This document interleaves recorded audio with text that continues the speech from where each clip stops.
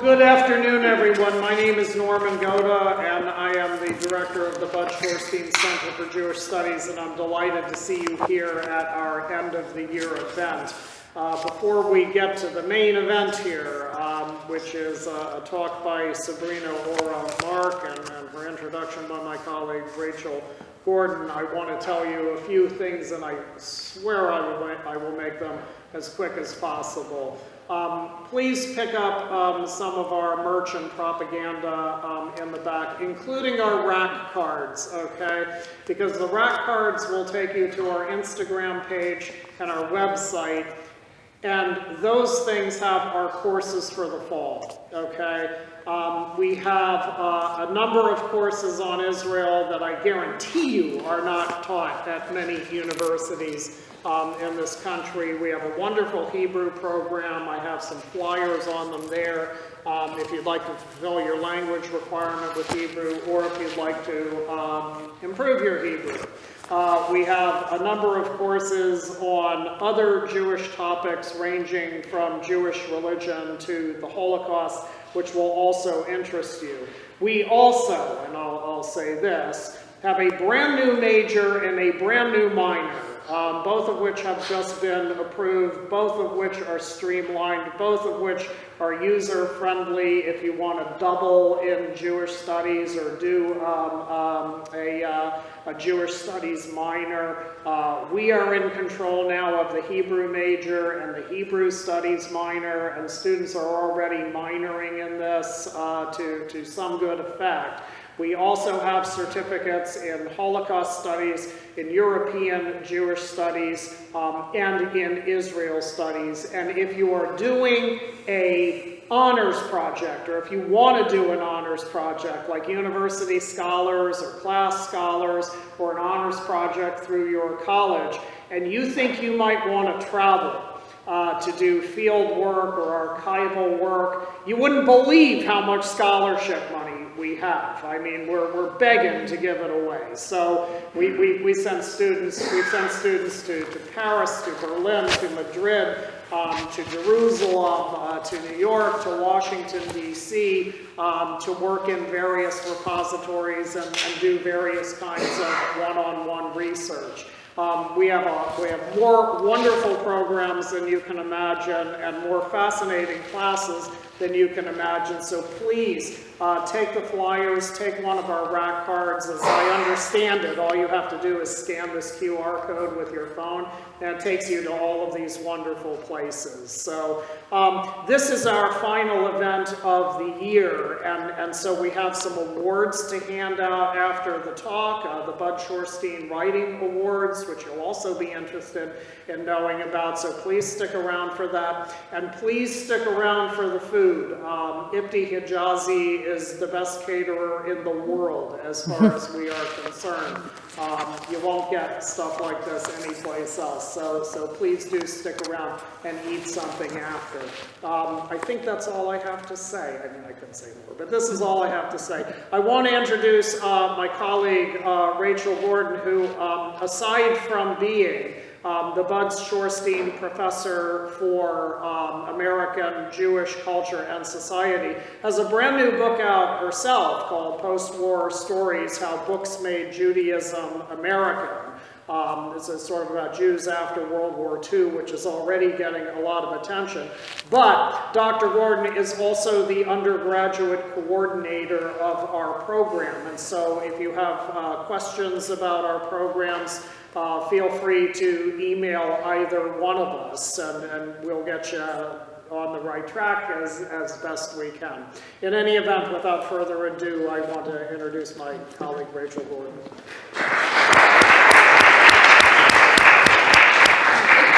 It's great to see everyone here today in one of our, I think, most beautiful rooms on campus. It's always a treat to be in here. I'm really thrilled to get to introduce our guest. Sabrina Orah Mark is an award-winning writer and poet. This is exciting because I know we've got many good writers in the room today, because we're going to be giving out our writing awards a little bit later. Sabrina Orah Mark is the author of Happily, her collection of essays on fairy tales and motherhood, which began as a monthly column in the Paris Review and recently won a National Jewish Book Award. She was raised in Brooklyn, New York, and earned a BA from Barnard College. She also earned an MFA from the Iowa Writers Workshop and a PhD in English from the University of Georgia. She is the author of the poetry collection Tsum and the Babies. Her collection of stories, Wild Milk, won the Georgia Author of the Award year for short story and was a finalist for the Townsend Prize for fiction.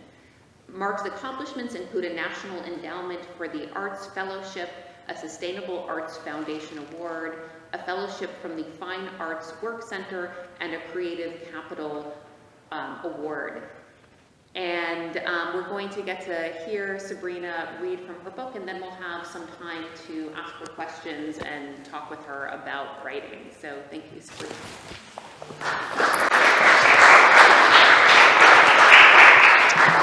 Hi, everybody.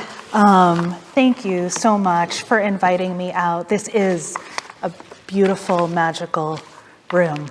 And what I'm going to do is I'm going to read from my book Happily today, and I'm going to read a piece of an essay and then another essay, the entire thing, and it's pretty short. Oh, hold on, this microphone just fell. Is it okay if I leave it right here? Okay, I won't move around too much.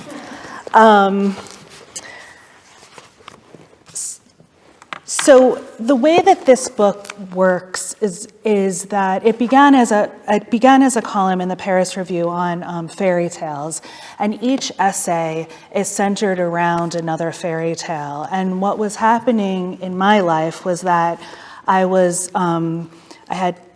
have two young boys who are Black and Jewish.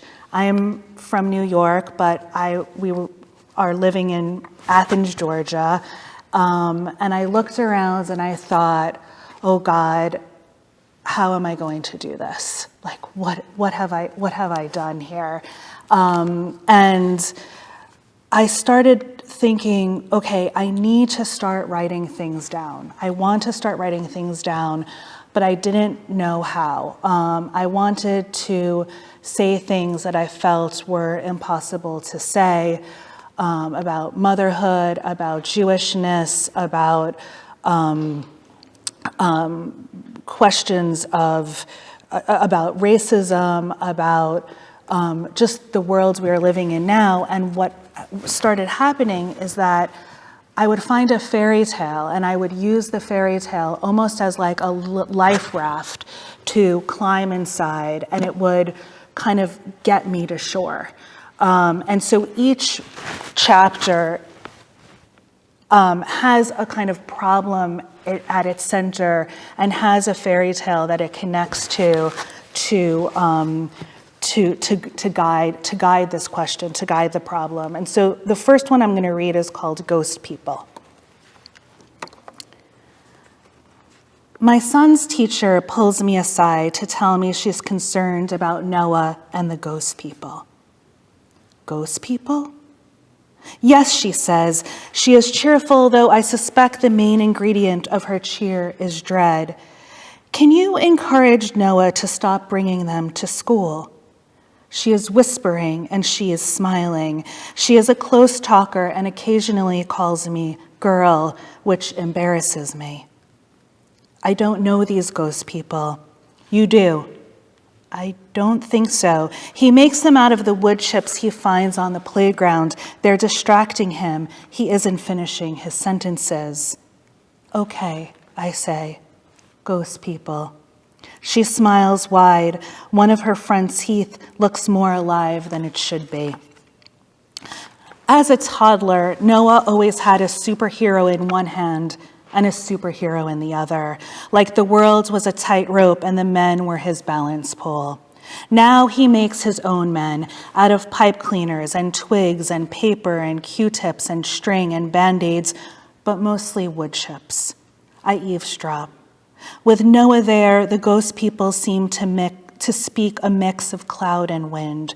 They are rowdy and kind. They comfort him. If Adam looked like anything in the beginning, I suspect it would be these wood chips, the color of dry earth.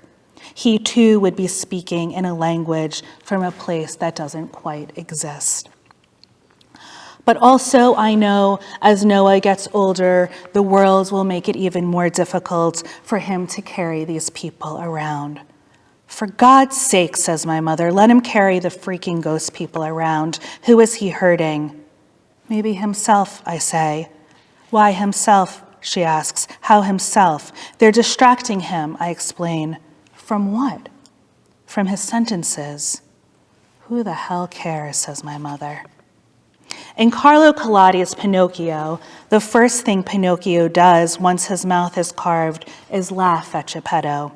And the first thing he does once his hands are finished is snatch Geppetto's yellow wig off his head. And the first thing he does once his feet are done is kick Geppetto in the nose, leaving him to feel more wretched and miserable than he felt in all his life.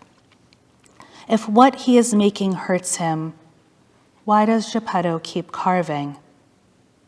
Maybe it's because before he even began carving, he knew he would call his wooden son Pinocchio.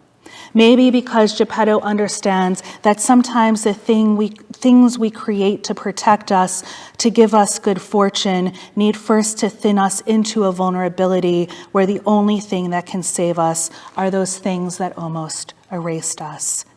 Where the only thing that can bring us back to ourselves is what brought us to the edge of our being in the first place. Or maybe it's just that Geppetto is lonely. What did you do today in school? Nothing, says Noah. When I empty his lunch bag, I find 3 ghost people inside. In the world of fairy tales, Geppetto is the mother of all mothers. After jail, beatings, poverty, hunger, and crying, all brought on by his spoiled, lying boy, he still, heartsick, looks for his boy everywhere. They finally unite in the belly of a shark. Pinocchio walks and walks toward a glow until he reaches Geppetto, lit by the flame of his last candlestick, sitting at a small dining room, eating live minnows. He is now little and old and so white he might have been made of snow or whipped cream. Promising to never leave him again, Pinocchio, only a meter tall, swims out of the shark's mouth toward the moonlight and the starry sky with Geppetto on his back. If an old man and a wooden boy ever shared a single birth, it would probably look something like this. Eli doesn't make ghost people. Eli's my younger son.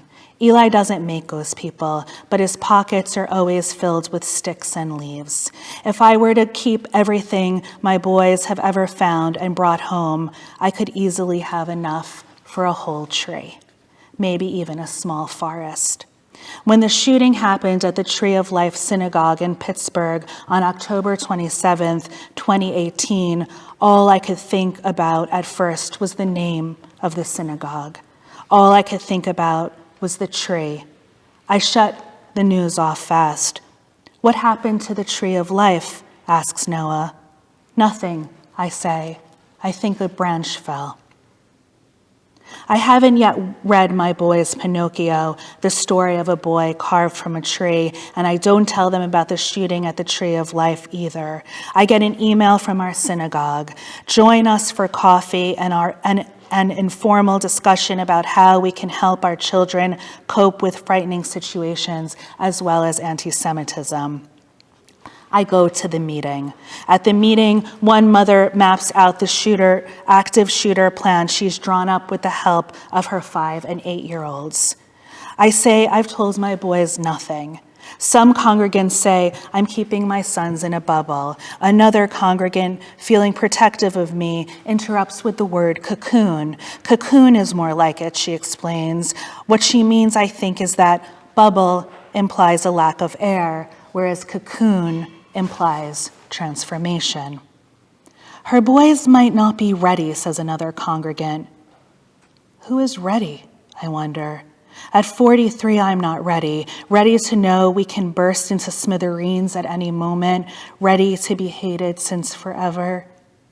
An Israeli congregant explains he keeps nothing from his children. He uses the word inoculation, like if you inject little pieces of horror into your children, they won't shatter when the horror comes. I get his point. I shove a piece of cake into my mouth. I shove a piece of cake into my mouth because I can't shove the entire room into my mouth, because I can't shove all the windows and chairs and all the parents and all their fears and all their children too. I don't know how to save anybody. When I pick Noah up from Sunday school later that morning, an enormous paper chamsa dangles around his neck by a soft strand of red yarn. The chamsa is brightly colored and beautiful and heartbreaking. It's for protection, says Noah. I watch the other Jewish children spill from the classroom wearing paper hands on their chests too. It's the paper hand of God, says Noah. He swings the yarn around so now the chamsa is against his back. He is so small suddenly. He is wearing rain boots, but I don't remember it raining that day. My child, I want to say at the meeting at the synagogue, carries ghost people around, so we'll be fine. I want to say I haven't even read my son's Pinocchio yet. I want to say how many minutes of all our children's childhoods are left. Instead, I say, my children ask me if their black father was ever a slave. They ask me if they will ever be turned into slaves. They ask me if I would ever be turned into a slave for being their mother. As black Jewish boys, my children will never be in a bubble. But if there was a bubble big enough, I'd move there in a second. Everyone gets very quiet. Tell me where the bubble is. Where's the bubble? So that's the first half of the Ghost People essay. It goes on to talk about the golem, but I do want to read one more essay called "You Break It, We Fix It." And this essay was written sort of peak lockdown, and so we were in Trump land then, and I started thinking, that again, I wanted throughout to just how am I going to write again about what is happening, what is circulating around us, and again, I needed a fairy tale. So this one is called "You Break It, We Fix It." So I will read this one, and then I'm happy to talk and answer any questions at all. I am inside "You Break It, We Fix It," holding my son's shattered iPad. "Hello?" I call out. No one answers. The counter glows white and the walls are empty. "Hello? Hello?" I wait a few minutes before calling out again. 1 minute, says a raspy voice from the back of the store. Hope swells in my chest. Here we come. We will fix it. A man in rumpled clothes emerges. I put the shattered iPad on the counter.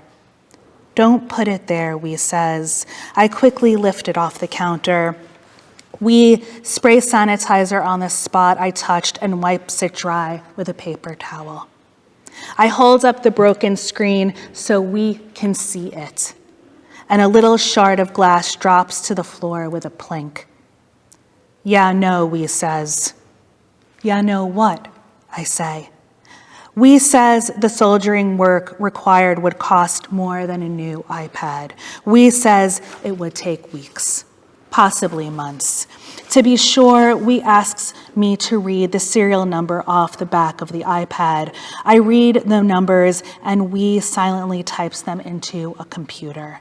Yeah, we says, it isn't worth it. I just stand there. But if I break it, it says, we fix it.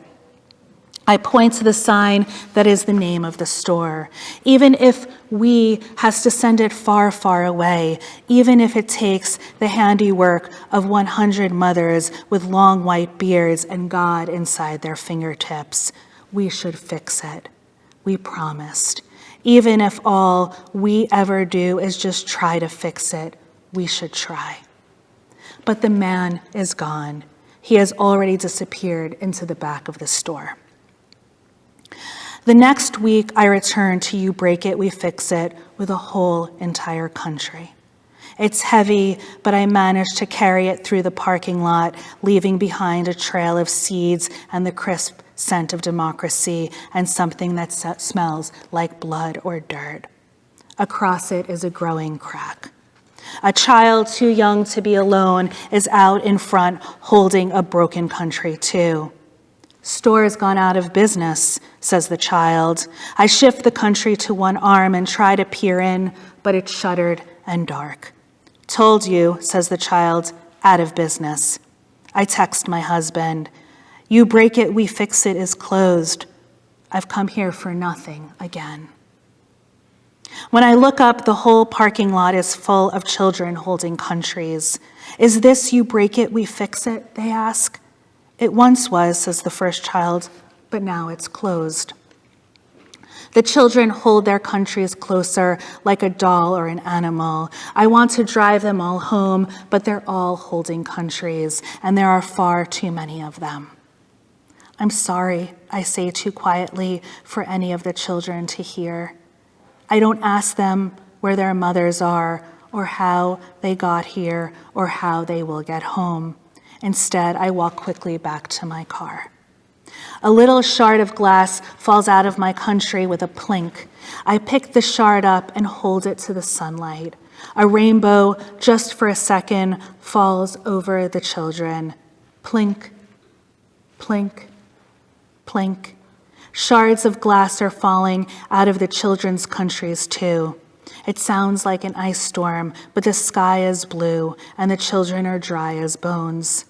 I don't want to stay to see what happens next. I drive away. I leave the children cradling their broken countries. I have no idea where any of them live or how to fix anything or what to do with this shard of glass. At a red light, I put the shard in the glove compartment and forget about it for days. In Exodus, the first set of 10 commandments broken by Moses is not buried but placed in the Aron HaKodesh, the Holy Ark, beside the new unbroken tablets, which the Jews carry through the wilderness for 40 years. I imagine the broken tablets leaning against the unbroken ones, telling them secrets only broken things know. I imagine the weight of the broken tablets and the heat and the thirst and the frustration. Why didn't we just leave the broken tablets behind? What good is all this carrying? To know your history is to carry all your pieces, whole and shattered, through the wilderness and feel their weight. Mama, say my sons 1,000 times a day, can you fix this? Hulk's head has fallen off, or the knees of a favorite pair of pants are torn, or the bike chain has snapped, or there is slime on Eli's favorite polar bear, or the switch is stuck, or the spring broke off, or Superman's cape is hanging by a thread, or what even is this? Oh, that, says Noah, it's where the batteries are supposed to go. But for what? I ask. Noah and I study it for a whole entire minute. I have zero idea, he says. What breaks most often in fairy tales are spells, and when a spell is broken, the world is restored. The beast turns back into a prince, the kingdom wakes up, and a girl's tears dissolve the shards of glass in a boy's cold heart. I look up the word spell. It means the letters that form a word in correct sequence, and it means a period of time, and it means a state of enchantment. All these things bind, but there is one last definition I catch at the bottom. Spell also means a splinter of wood. What binds is also what cracks off. A spell is also what strays from the whole. This splinter of wood feels like a clue to a mystery I hope to never solve. I add the splinter that is a spell to the shard of glass in my glove compartment. I leave them there together in the dark. We are knee-deep in broken things. I wade through the kitchen and the news and our yard. The dryer is making a sound. The country is divided. Tree limbs are everywhere. How did this switch break off the lamp? I ask Eli. He shrugs. It's like a miracle, he says. In Hans Christian Andersen's The Snow Queen, a demon makes a mirror in which the image of whatever is good or beautiful dwindles to almost nothing, while the image of anything horrible appears even more horrible. In the mirror, and this is a quote, this is from Hans Christian Andersen's The Snow Queen. In the mirror, the loveliest landscapes looked like boiled spinach, and the kindest people looked hideous or seemed to be standing on their heads with their stomachs missing. The demon's disciples travel all over the world with the mirror until there is not a single country or person left to disfigure in it.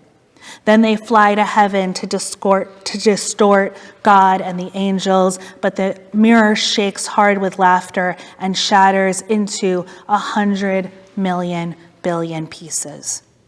The air fills with mirror dust, and the glass blows into the eyes and the hearts of people everywhere. Each shard has the exact same power as the whole entire mirror. Whoever gets mirror in them is cursed with a hardened heart and with seeing only the ugliness of everything. In Jewish mysticism, there is a phase of Genesis called Tsum that is like the inside-out version of this fairy tale.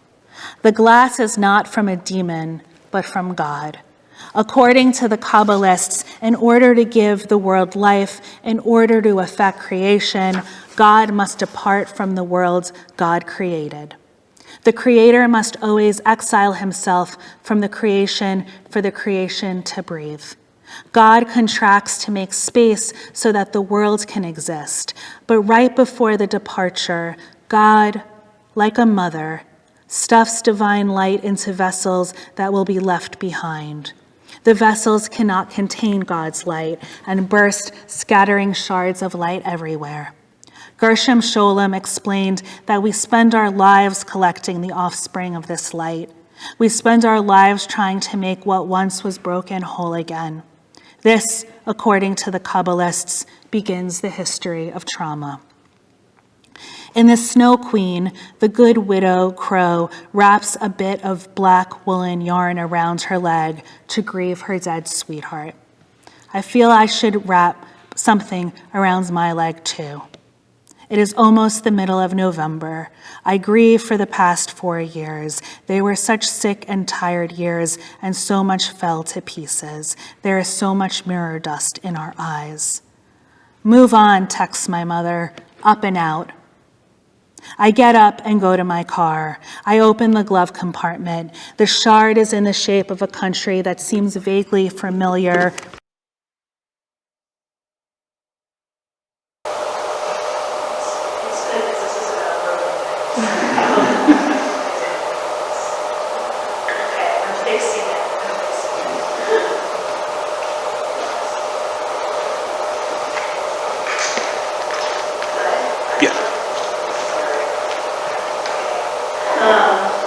I get up and go to my car. I open the glove compartment. The shard is in the shape of a country that seems vaguely familiar, and the splinter is long and sharp like a tongue. I should have stayed with the children and helped them pick up the pieces. Maybe if we had put all our pieces together, the pieces would have spelled something. Maybe it would have been the word we need, and now we'll never know. I drive back to breaking the exit. Someone has painted over the sign, but the words are still legible, like a body store is still dark and shuttered, and the parking lot is empty except for the crow who has a big black woolen yarn around its pillow. The crow stares at me. Hi, crow, I say. I notice something shiny in her beak. She drops it at my feet. It's a shard of glass that fits with my shard of glass perfectly. When I put the two pieces together, it looks like a transparent hand reaching out to help someone. I want to jump for joy. We have only 100 million pieces to go. In exchange, I give the crow a splinter. She picks it up in her beak where its hump begins to grow. Sit down, says the crow. And I sit down in the middle of the parking lot. Just me and the crow on a soft autumn night. Listen, says the crow, and I listen.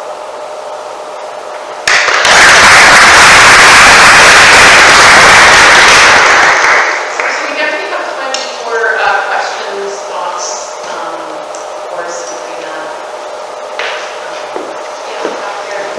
What inspired you to head towards writing this connection between real life and fairy tales, and then how were you inspired to think each individual fairy tale connected to the problems?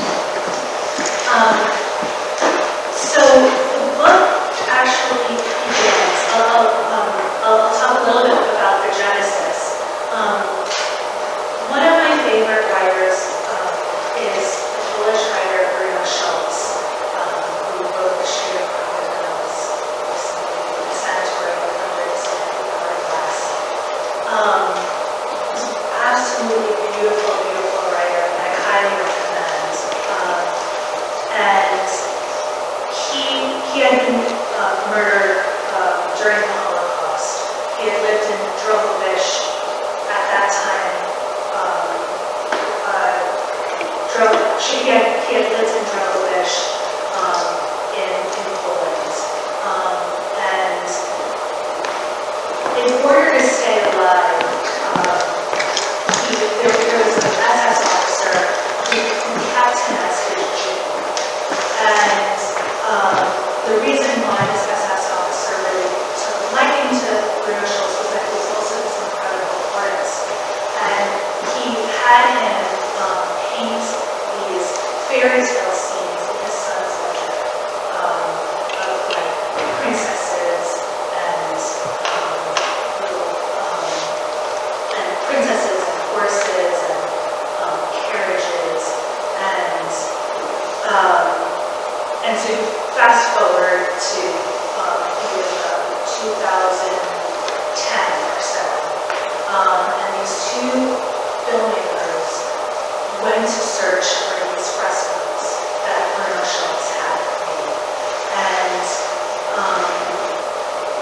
they go to Drogovish, and they kind of figure out, okay, this is where this SS officer had lived. They figure this must have been his son's bedroom, and they knock on the door, and this old woman comes to the door with these thick glasses, kind of living in this misery and total poverty. She's mostly blind. Her husband is dying in another room, and she lets him in. And you see these filmmakers come in, and the camera kind of pans up, and you can see these fairy tale scenes peering out from underneath the bush. And you hear the filmmakers just gasp. And it's this extraordinary moment of like the past and the present just absolutely collide. And I thought, when I saw this film, it's called Finding Pictures. I highly recommend it as well. And when I saw this film, I saw this moment, I thought, this is what I want to do with my life. This is what I want to do. I want that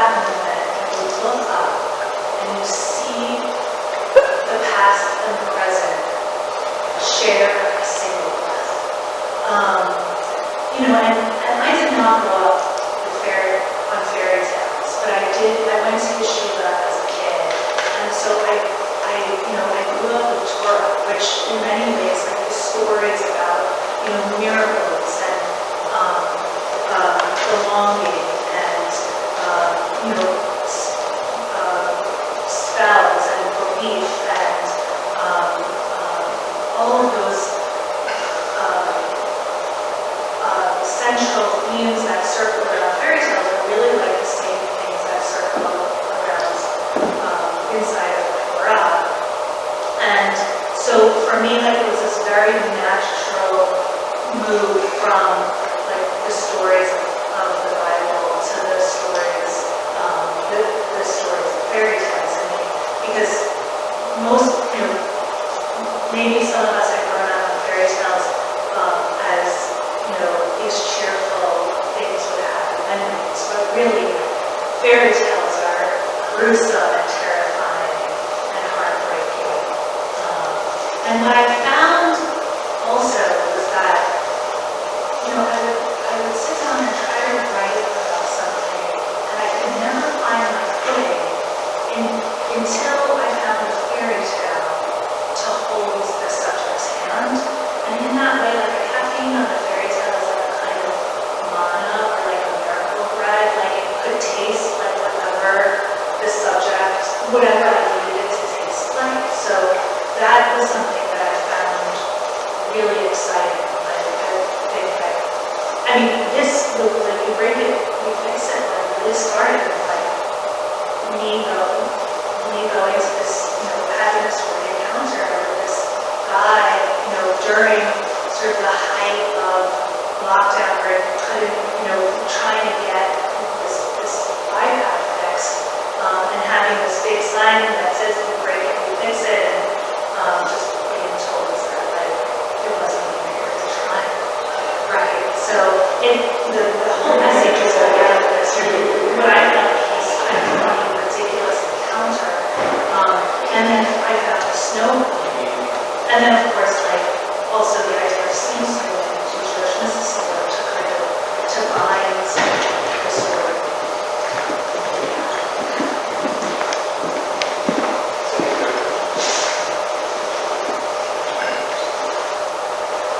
Yeah. So how do you bring Golem into your So the golem, I wasn't sure if I had time to read the golem part. The golem, do you want me to Sure. So the second half of I'll read the second half. Let's see. Just take me a couple of minutes. I'll read the second half. In late 16th century Prague, when waves of hatred rose against the Jews again, a story grew about Rabbi Loeb, who made a golem out of prayers and fled, a golem whose job it was to guard the Jews from harm. There are two versions of how the rabbi brought the golem to life. The first is that he inserted the Shem, a parchment with God's name, into the golem's mouth. The second is that he inscribes the word emes, or truth, on the golem's forehead. Unlike Pinocchio, the golem doesn't speak. Unlike Pinocchio, the golem doesn't lie. But he can hear, and he can understand. In a 1969 painting by the surrealist artist and writer Leonard Carrington, entitled The Bathroom of My Love, the rabbi is in his bathtub, dreaming of the golem. The rabbi glows white, not unlike Geppetto in the belly of the shark. In the doorway, carrying a water jug, is most likely the golem in a nightgown. A figure wearing a hat shaped like a gigantic teardrop or a black light bulb stands behind the rabbi. The figure is holding a towel. Surrounding the bath are what look like the letters of an unknown alphabet or the footprints of Noah's Wilson.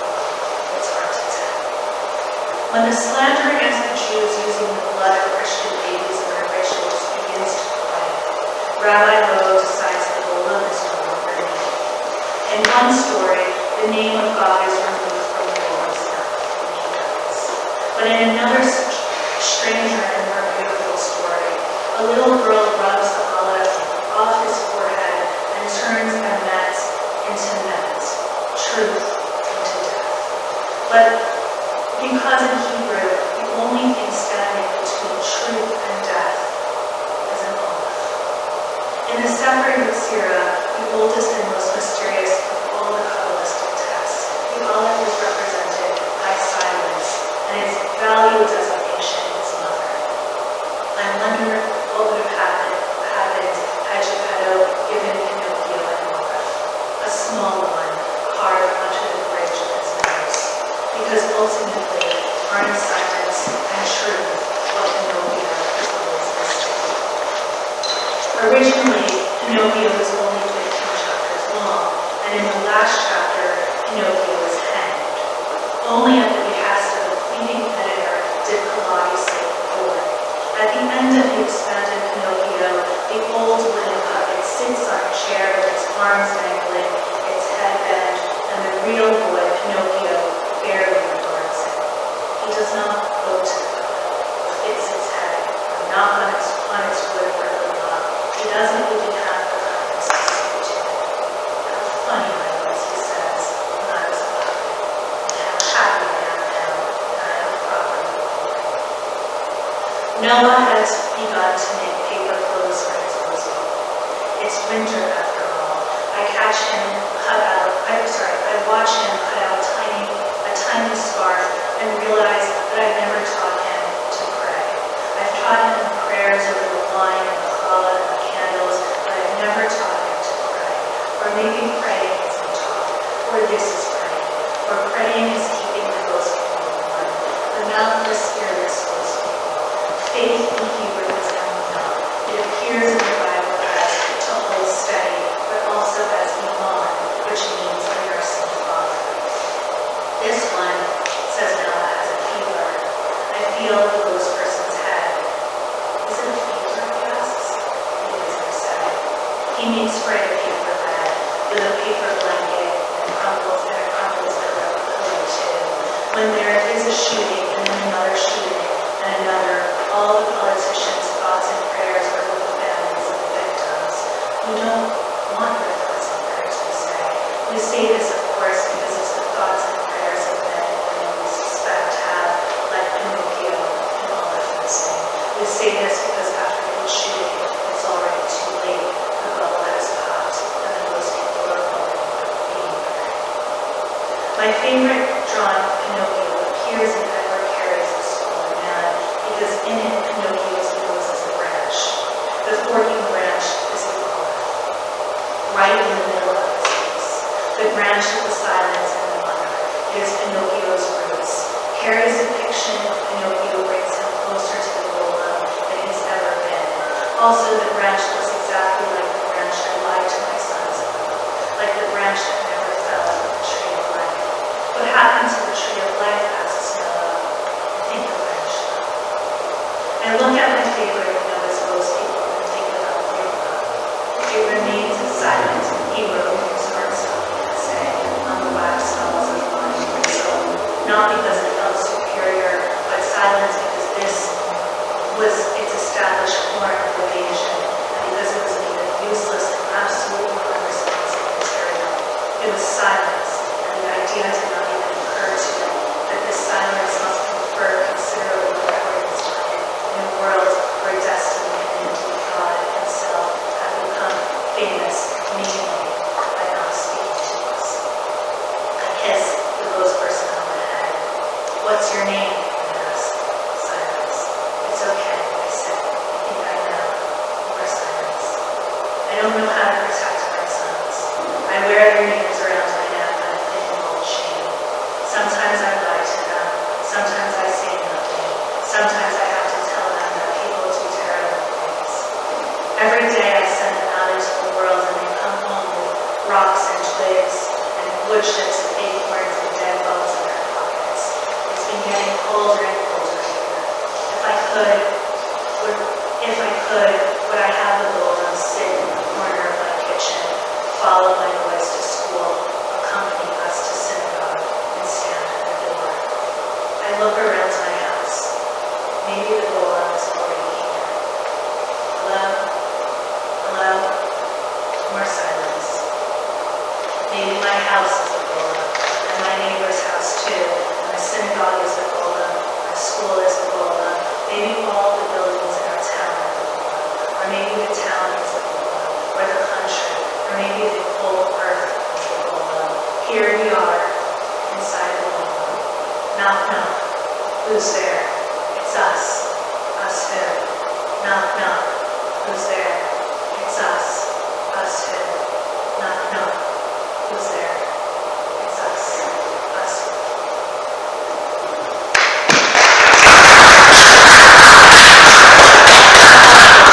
Comes in.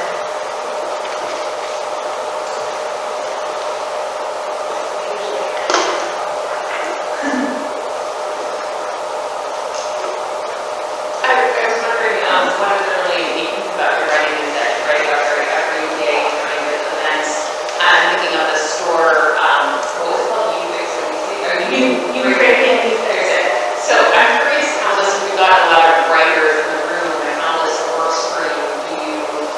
Are you sort of, you're there and you hear something like the name of that store and feel like there's something in there, or what's the thought process that makes you know you want to write about it? It's so interesting that you asked that because there was a time that I was sending my stories out, and there was this one editor who kept rejecting them but sending me nice notes, and really wanted her to publish one of my stories. I sent her another story, and then finally she sends me a note, and you can tell she's frustrated, and she says, "I just wish these stories had more text."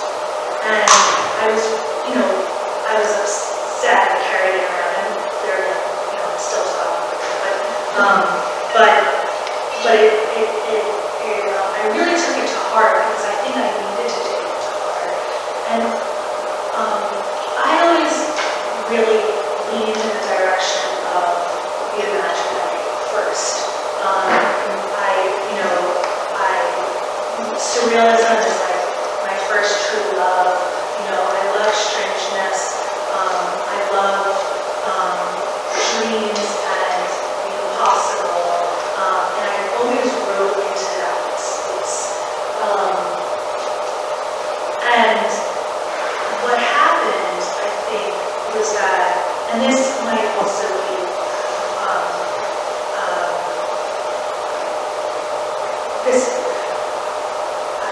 there was a point where I knew that my writing needed somehow to become more focused, that I needed the world to interrupt this kind of like hermetically sealed, kind of strangeness that I was cultivating or trying to cultivate.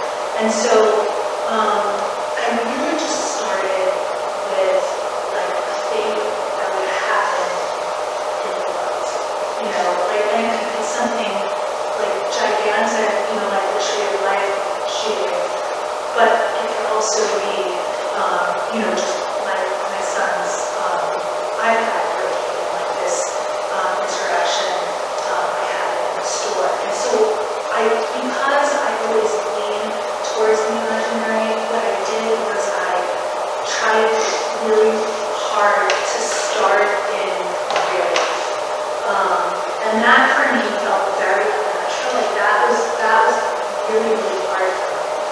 To just say, to write about the real. I always had a lot of trouble writing about the real, but like knowing that, okay, you can write about the real for a little while and then you don't have to for too long, like just giving myself that space, I think really opened to being able to like allow for the make-believe, but allow, like I always thought, okay, how do I make others believe in me? And I think part of it was by, I needed it, and I needed to be real. I didn't read a lot about her. My mother is kind of a poetic, and I love this book. So once I start, kind of spinning out into, let's say, the melodramatic or the strange, she'll always like cut right through that space and then bring it back. So my mother's voice becomes like a kind of negotiation throughout the book. So it's always good to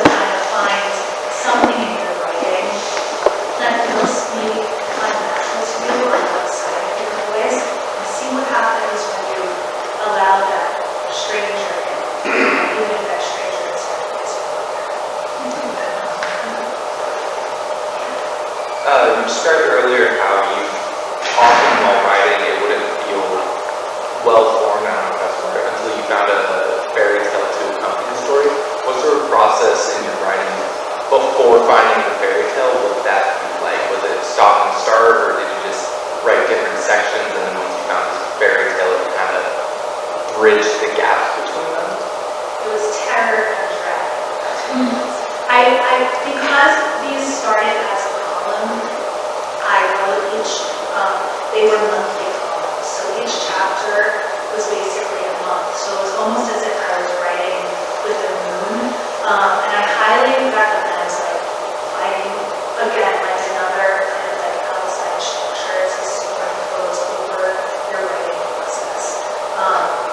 And it was a total gift to be given this column.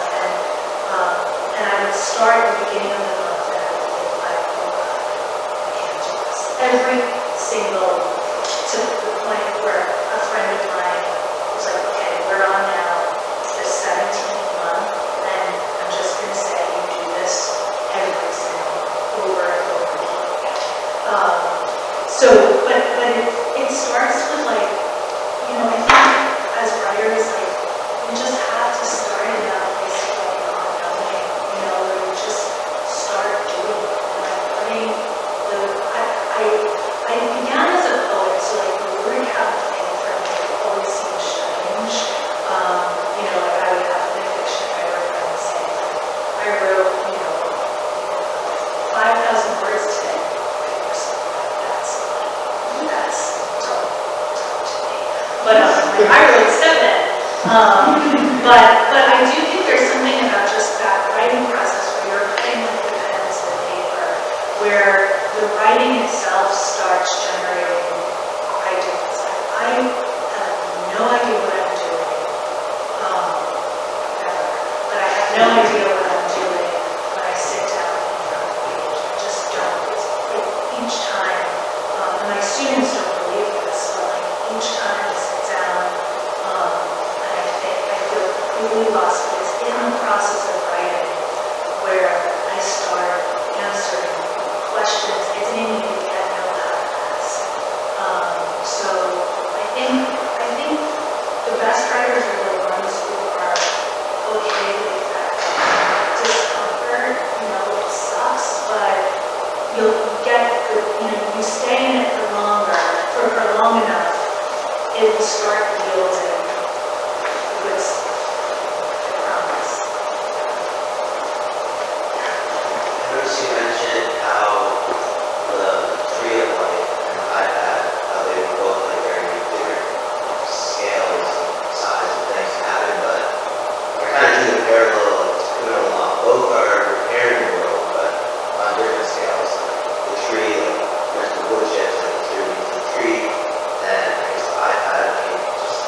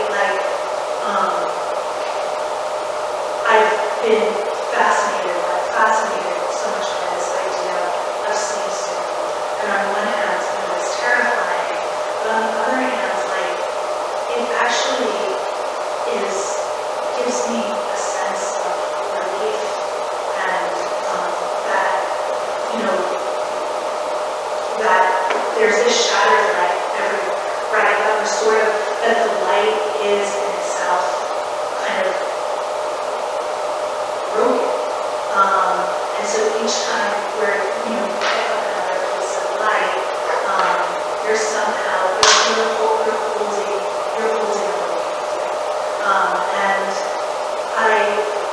And so that theme, you know, really just runs through the entire film, you know, because I think emotionally, my desire is to like put those two shards together somehow, and then put three shards together, and four shards together, and that's really also like what we do as writers, right? Like we take the letter and we put that letter next to another letter and another letter and another letter, and like, oh, that'll work, right? And so that shattered light, you know, is in language as well. And then you take a word and you put it next to another word and you have a sentence, and then the sentence is become paragraphs. And so each one of us, you know, there are times where my students say, you know, to me, okay, everything's like, what's the point of it? Like, everything's so terrible right now. Like, why should I be doing this? Why am I writing these fairy tales, right? Why am I writing about my dreams? Like, there is this ridiculousness around it. But I do feel like, would you ever say to a mushroom, what's the point of being a mushroom, right? Like, you would never say to the mushroom, don't be a mushroom. And there's that thing with the mushrooms, right, in mycelium, where each mushroom is feeding the other, right? They need each other to live. And it's the same thing with stories, I think, right? Like, we each give like our little piece of story, right? And you add it to the thread. And you don't know how that's going to keep something alive. You don't know what it's keeping alive, but I promise it's keeping something. I know it. And so, you know, that feeling for me also is like the center of it. Here's just like my one